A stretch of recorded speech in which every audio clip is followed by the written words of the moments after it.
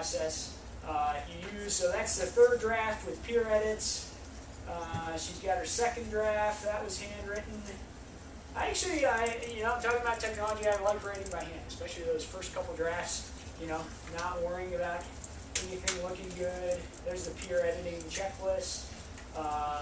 Here's some of the texts that she used. She included those. Probably got a draft one outline somewhere in there. So a bunch of that stuff, there's a section called Hall of Fame on the website, and that's where kind of some of the best is up. Bren's paper and some work by these guys are. Tracy, do the other language arts teachers in your building, or even any teachers that work with writing, do they use the same rubric so that you have the consistency for the kids too? Okay. We're working on it. Answer that question? Yeah. That's I think different schools are at different places in that.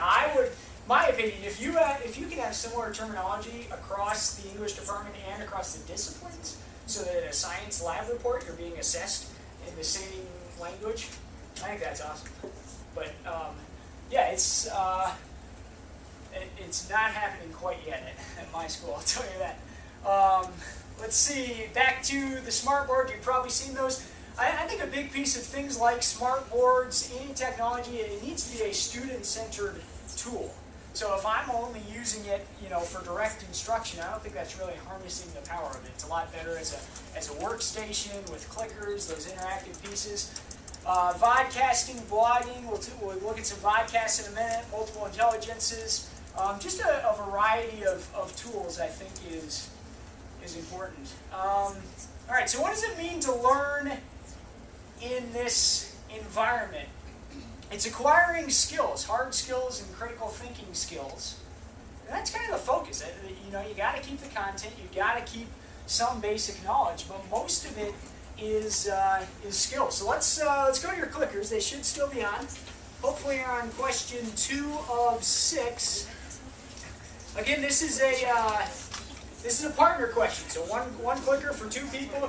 You got to chat about it. Here's the question: what new skills, if any, should we try to engender here? And you got a timer here. 1 minute. Go ahead. Chat about it. Put in your answer. It could be both. Yeah. Cyber citizenship.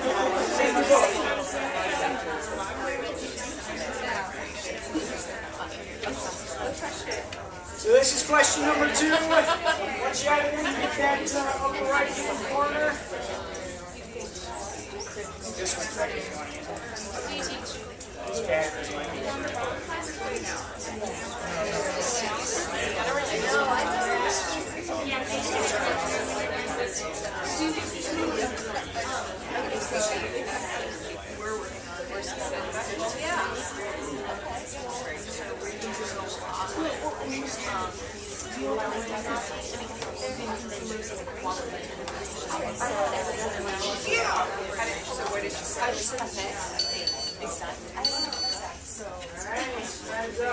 You're still typing, you can keep typing. What do you know? Collaboration. Give 2 people a clicker, and that's the first thing that comes to mind. Collaboration, videos, solving, virtually. In that other presentation this morning, they talked about collaboration is one of the key skills, and a lot of the stuff that I'm reading, that's huge.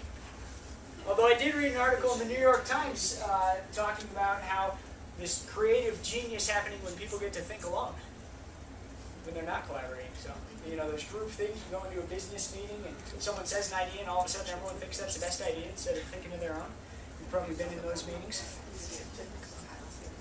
Yeah, exactly. All right, let's see. We'll roll back into present here.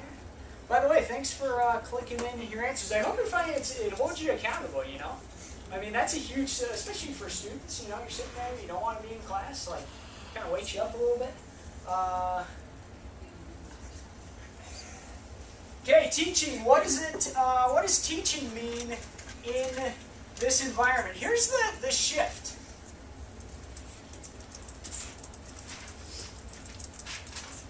That's the way that I think of it. I think of being an engaging presenter, pulling in kids that way is big, but the job is really to facilitate or engineer or be the architect of learning experiences. Some of the things I've realized, it takes more than, it's more than planning just a few days ahead. It's planning out a whole chunk of learning experiences. If you're going day by day, I think it's tough to do these kind of things, which is a big change. You know, I think for many times in education, let's cover as much as we can. All right, it's end of the month, take a test. Whatever we've covered, right? It's kind of a different mindset. Organizational systems, thinking outside the box.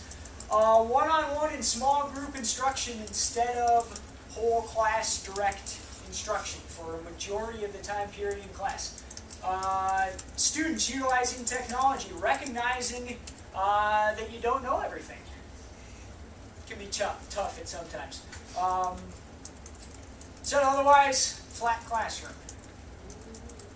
And you've probably heard this term. It's, you know, there's a lot of good stuff out there. Teacher's not the most knowledgeable source. Here's something from Denver Academy. My good friend Cynthia still there. You may have heard of DA, one of the coolest schools around it. And we talk about this DA, like many places, is full of acronyms, and RELIC is one of them. These 4 student-teacher power bases: the relationship, the expert, the legitimate, the coercive power base. Hopefully you're not using that too much. That's kind of, you know, things of the past. Those are all great. We've got to keep those, but I think the facilitator has got to be added in there as a power base, as a mindset, as a way of doing things. So back to the clickers. Question number 3. Going to challenge you a bit here. You got 2 minutes extra time to talk about, and really talk. This is a challenging question. Okay, have you left the stage, and/or what do you think about the idea? Could you leave the stage? What do you think?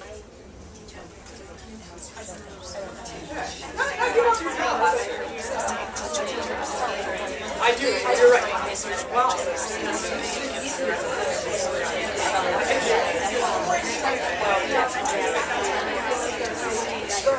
But I don't know that I would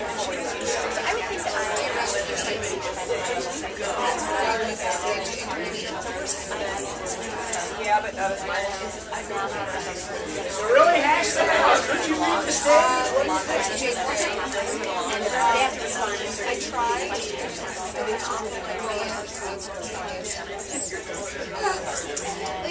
It's just hard.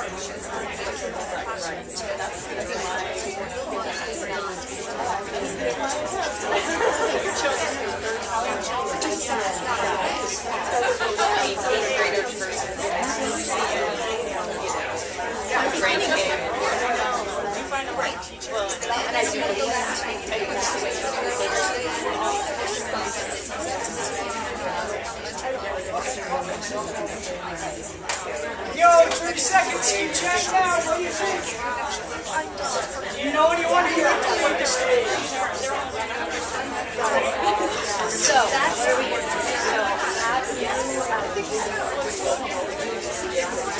is that a couple months? Yeah. An hour? Yeah.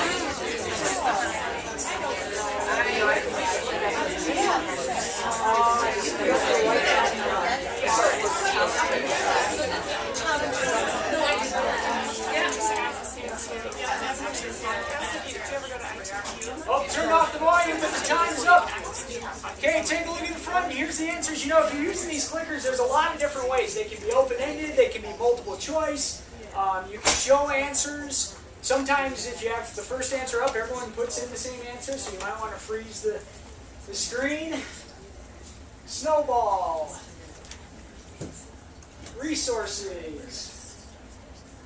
Solid base and background. Okay, all good stuff. I think, you know, when I think about really any new skill with teaching, but especially the technology stuff, think about where you're at and go from there. You know, sometimes you see this stuff and it's like, oh my gosh, how am I going to do all of this next week or next semester or whatever? You know, choose something. Do, you know, make a blog. Or, And that kind of thought right there causes a lot of people not to write. yeah, well, exactly. Yeah, it's overwhelming, you know, and especially as more and more possibilities and content and publishing tools become available, you know, there's no way we can know about them all. And that's part of it, I think, is being open to your kids doing something that you don't know how to do. You know, like creating a video. I may show them a couple of tools, or I have a podcast online about it, or maybe I'll try to bring in someone like a tech specialist, or the photography teacher or something to do a lesson on it. But most of it, I say, hey, figure it out. You can do it. Like, you can learn it, and we take time in class, and I support them, and I help them if I can. And they ask plenty of questions that I have no idea how to answer. And should we just, my biggest thing is not knowing enough sites to gear them for it too. And I don't know. Yeah, I'd say kids know far more network, sites Google than I it. do. Or, one of the, I put a link on my page that says video editing resources, and I recommend a few possible tools. You can use any of those.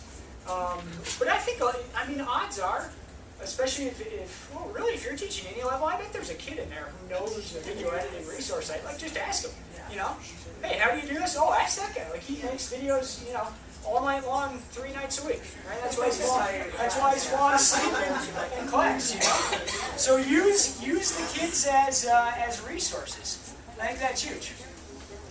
Let's see, back to Prinsky. He talks about the roles of teachers and students. So, I know this is a little small. Students, researcher, technology user and expert, thinker and sense maker, world changer, self-teacher. Student roles. Teacher's roles. He says facilitator, and Prinsky uses the term partner a lot. I think that's kind of cool. Being a partner in learning, being a guide, being a coach, a teammate. So he says coach and guide, goal setter and questioner, learning designer, context provider, rigor provider, and quality assurer. I think that last one is huge. When information and sources are out there, these guys are all working on their research papers. We're laying the groundwork. It's coming up. It's the big one. It's 6 weeks. 6 weeks of research, writing, publishing. Their final pieces, they're going to write it just before spring break. We get back, we're going to take a week and publish it online. Every kid makes their own website, publishes that research paper. Yeah, digital footprint. Share that with colleges. But anyway, that quality assurer, that's huge. We spent almost a whole week this week finding resources, and my only role was to check them off. I did the hammer test. We watched MC Hammer, Too Legit to Quit. Have you seen that video? We all watched it together. It's kind of fun. But it's a hammer test. Is this legit? What would Hammer say? Okay, so that was kind of the big piece, because that's a challenging skill, right? Even the difference when I grew up, I sat in the library, and all I could get to is like the databases that the library subscribed to. So anything I got was a legitimate source, right? Google, is that true?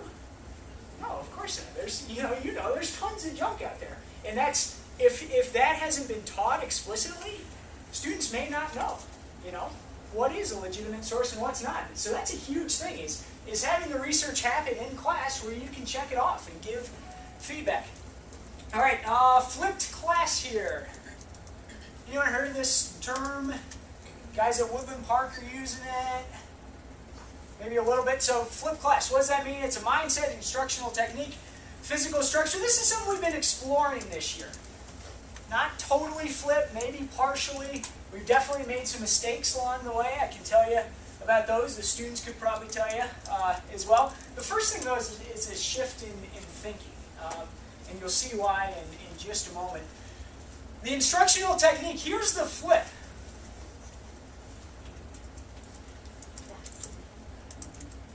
Okay, think about your kids, right? They go through the school day, they've been working on or taking notes all day in many places, not working. And then they're sent home, and then they have practice and dinner and everything, and then they're supposed to work. And it's like 8 o'clock, and you're a kid, and you want to go to bed or go to Facebook or whatever you do. Here's what the ex-Harvard president, this was New York Times the other day, maybe you saw what you really need to know. Did anyone see this article?